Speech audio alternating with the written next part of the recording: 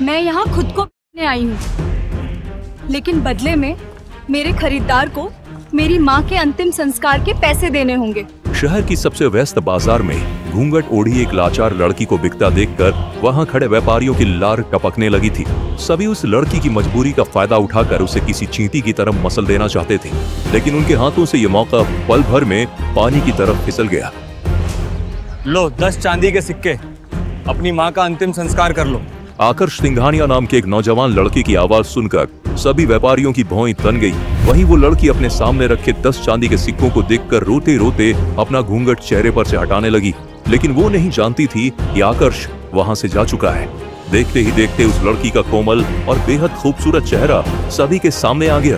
वहां मौजूद लोगों के मुंह खुले के खुले रह गए और भीड़ में खलबली मच गई।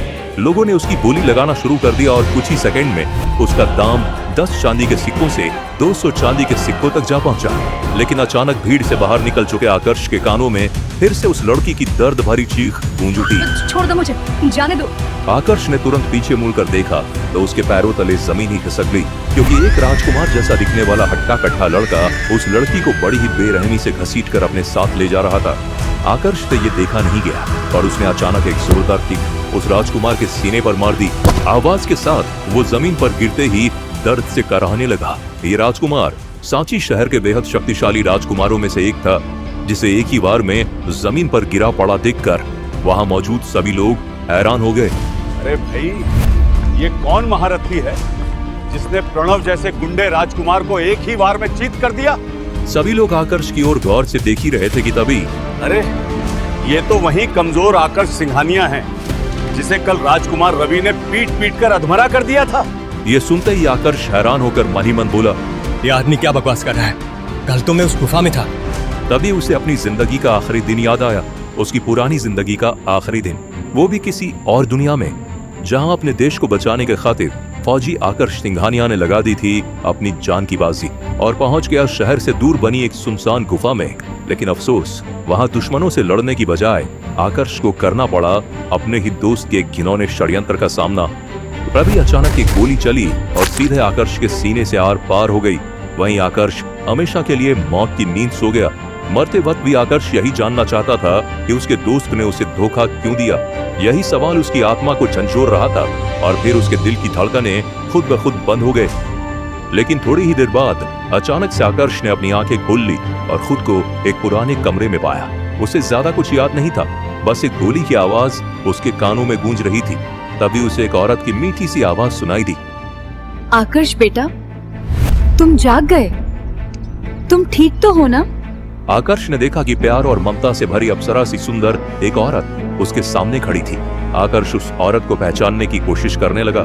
तभी रेवती ने आकर्ष के मुंह में एक चमकती हुई गोली रख दी और अपना सीधा हाथ आकर्ष की छाती पर रखकर आंखें बंद करके कुछ मंत्र बोलने लगी। देखते ही देखते आकर्ष के पूरे शरीर में असहनीय दर्द होने लगा और उसके दिमाग में इस नई दुनिया की यादें बहने लगी। आकर्ष को ऐसा लगा मानो जैसे उस पर कोई बिजली गिर गई हो। वो दर्द से चिल्लाए जा रहा था और कुछ ही देर बाद उसे एहसास होने लगा कि वो किसी और ही दुनिया में पहुंच गया था। उसे ऐसा लग रहा था मानो उसकी आत्मा अभी भी उसके शरीर से जुड़ी हुई थी।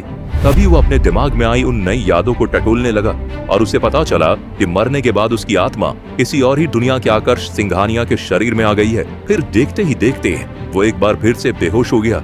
लेकिन ये सब होने के कुछ ही सेकंड बाद उसके सारे घाव भर चुके थे। कुछ घंटे बाद आकर्ष को होश आया तो उसके शरीर का दर्द पूरी तरह से गायब हो चुका था।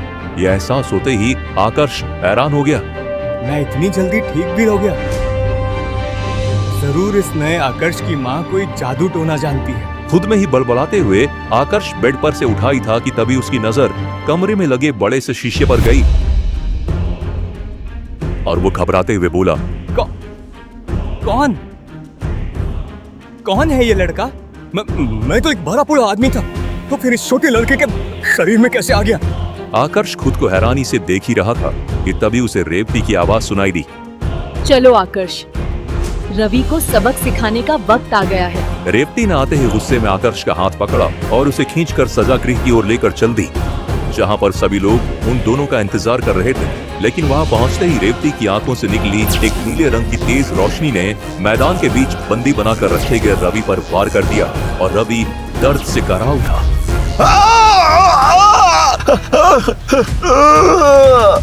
ये नजारा देखकर आकर्ष हैरान हो गया और रेवती को देखकर घबराते हुए मनी मन बोला, इस आकर्ष की माँ तो आंखों से चिंगारी छोड़ रही है, तो क्या सच में मैं किसी जादुई नगरी में हूँ? आकाश ये सोच ही रहा था कि तभी रवि के पिता अमन ने रेवती को रोकते हुए कहा, ये तुम क्या कर रही हो रेवती? देखो, अब तुम्हारा बेटा बिल्कुल ठीक है, इसलिए अब तुम्हें रवि को सजा देने का कोई हक नहीं है। कुल प्रमुख, आप ही रेवती को समझाइए, वो इस तरह से मेरे बेटे को बंदी बनाकर मार नहीं सकती। इससे पहले कि कुल प्रमुख कुछ कहते, रेवती ने अपनी लाल चमकती हुई आंखों से अमन को घूर कर देखते हुए कहा, मेरे बेटे को जान से मारने की कोशिश की थी इस रवि ने। आज मैं इसे ऐसा सबक सिखाऊंगी कि ये कभी कमजोर लोगों पर हाथ नहीं उठाएगा। ये कहते ही रेवती ने एक बार फिर से रवि पर अपनी जादुई शक्तियों से वार करने की कोशिश करी ही थी कि तभी कुल प्रमुख उसे रोकते हुए बोले, रुक जाओ रेवती, रवि को सजा मिलेगी, लेकिन ये हक मैं तुम्हारे बेटे आकर्ष को देगा।